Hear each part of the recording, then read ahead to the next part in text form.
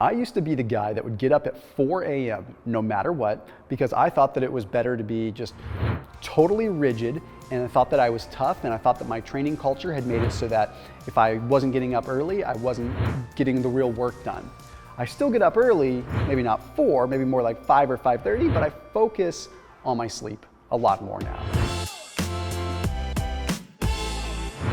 And that brings up the question, if we're not sleeping, we can't really get the results that we want. It just does stand in the way. Bad sleep, poor sleep quality, poor sleep duration, it affects our progress 100%. So instead of taking melatonin, is there something else that we could take? Some of us lean into valerian root, we lean into all these things, but what about tart cherry? In this video, I'm going to break down why tart cherry might be a better alternative than melatonin. Plus, it might help you with some added benefits that'll make you sleep even better. After today's video, check out Thrive Market. If you're trying to make some healthier lifestyle changes, you can save 25% off your entire grocery order through Thrive Market. So that means you go on Thrive Market, you go on their website, you click on whatever kind of diet you're doing, whether you're doing keto, maybe you're doing paleo, maybe you're vegan, and you sort by that diet type. So imagine walking into a grocery store and just having to shop down one aisle because everything's been placed in the right aisle for you with what kind of diet you're doing. That's what Thrive Market is like. Plus the prices are super competitive, especially when you use the 25% off discount link that's down below.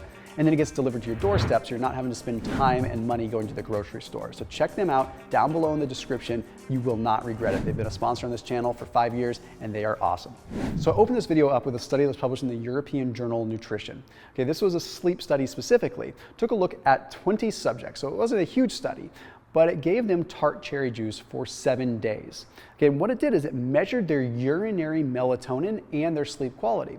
Well, they found compared to placebo, the group that had the tart cherry juice had higher levels of melatonin, indicating that tart cherry juice might actually have melatonin in it, or at the very least, promote the production of melatonin within the body. So not only that, but sleep duration and sleep quality also improved. So that's kind of interesting. But what is the reasoning here? Well, as I mentioned, it looks like tart cherry juice actually contains melatonin itself, plus it has tryptophan, plus it has a polyphenol called anthocyanin. Now, tryptophan can cross through the blood-brain barrier. It converts into 5-HTP, which then converts into serotonin, which then converts into melatonin. So you kind of have a double whammy there with tryptophan and melatonin already in place. But then this polyphenol anthocyanin, which we're going to talk about, really might be the interesting one. There's a study that was published in the journal Medical Food. Okay, it was a 2-week crossover design study, okay, where they had subjects take in tart cherry juice versus placebo, and then they crossed over. They found that the tart cherry group, compared to placebo, had improvements across all sleep markers: sleep quality, sleep duration, how long they were in deep sleep, also their sleep onset. All these things improved. In fact, the researchers even said, and I quote, the results were equal to or exceeding those observed in studies of valerian root and some of melatonin. So what that means is that tart cherry was comparable to taking in valerian root and better, and even comparable to having melatonin, taking straight up melatonin supplements. Well, it continues on, because what is the anthocyanin actually doing here? Well, anthocyanin is a polyphenol, and polyphenols have been researched for sleep and all kinds of other things for quite a while. In fact, there was a study that was published in the journal Nutrients that took a look at 1,936 adults, and it looked at a bunch of different polyphenols, and it found that a good majority of these polyphenols improved sleep. So what was it specifically about the tart cherry polyphenols, the anthocyanins, that seemed to improve sleep? Well, when you look at all the data, when you look at this study and you really back up the data, you see that there's one thing called hydroxycinnamic acid. It looks like perhaps hydroxycinnamic acid, which tart cherry juice is very rich in, could be one of the players in addition to anthocyanins as far as polyphenols go that help with sleep. The hydroxycinnamic acid seemed to improve bad sleep in those that had insomnia. So if you look at all the different polyphenols, that hydroxycinnamic acid really was a common denominator for improving bad sleep. So that could be the equation there. But here's something that people don't often consider. Maybe you're in a lot of pain and you don't realize that that's why you're not sleeping well. You get adjusted and you acclimate to pain, and then you go to sleep, but the pain signals are still hitting your brain and they're waking you up and you don't necessarily realize it. Well, there's really positive evidence with tart cherry juice for reducing pain too. The International Society of Sports Nutrition took a look at 54 runners, okay, and it gave them Tart cherry juice 7 days before a running race, so the 7 days leading up to a running race. And then it measured a number of different things, okay, but the main thing they wanted to measure was their pain after the running race. Well, the group that had the Tart cherry juice had significantly less pain.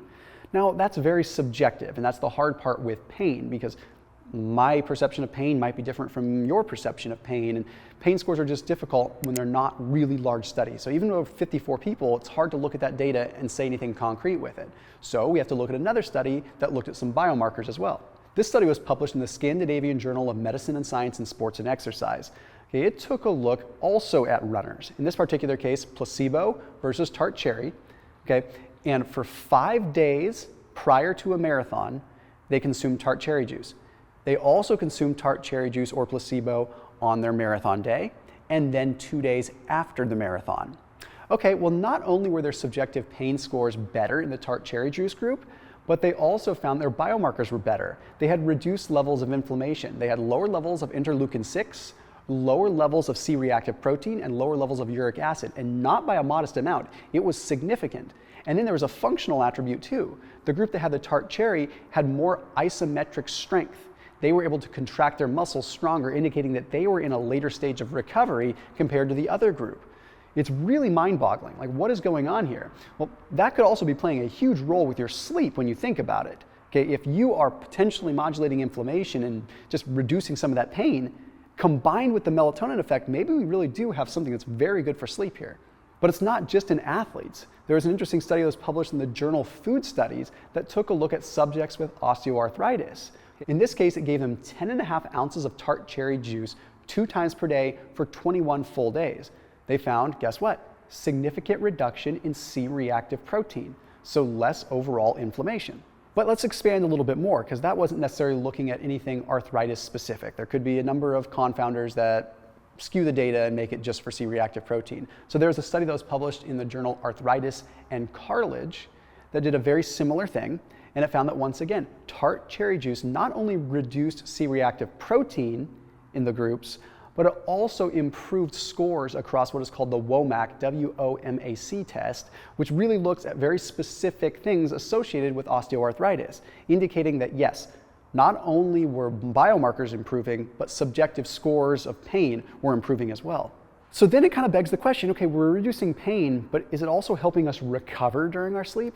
So I don't know, I'm starting to think that this is a really cool compound here, and I've been messing around with it, just taking small amounts, maybe like 100 milliliters now and then, and I definitely positively notice an impact on sleep. In fact, I was taking between like 5 and 7 milligrams of melatonin to get myself into a rhythm, and I've been able to wean that off down to 3 and then down to 1, and then get off of it entirely and start taking about 100 to 150 milliliters of Tart cherry juice, which has kept the effect of the melatonin as far as I'm concerned. Now, could be placebo effect, I don't know, but based on all this data, it seems to be working pretty well. But with regards to recovery, I've also noticed that I feel like I'm a little bit more recovered in the gym as well.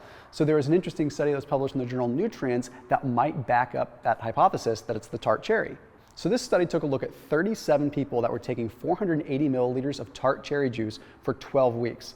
So it was a little bit of a longer study, but they found that their levels of DNA repair had actually increased, alongside reductions in the inflammatory cytokines as well. So when you start seeing increases in the DNA repair activity of specific enzymes, this is really interesting because it begs the question, okay, are these polyphenols actually triggering a repair attribute? So are we not only modulating inflammation, but are we also repairing? It's kind of a which came first, the chicken or the egg. Perhaps if inflammation is brought down, it allows us to move into that second phase of repair. So a lot of times when we break down tissue in the gym, C-reactive protein, inflammatory markers go up for the initial stage of the trauma, and then after that, inflammation comes down and you go back into the rebuilding muscle protein synthesis DNA repair phase. It's all a little bit ambiguous as to what's actually working here, but the bottom line is for a supplement or drink or juice or whatever you want to call it that is very, very, very inexpensive, it's pretty darn effective. So I suggest you try it if you want to. I'll see you tomorrow.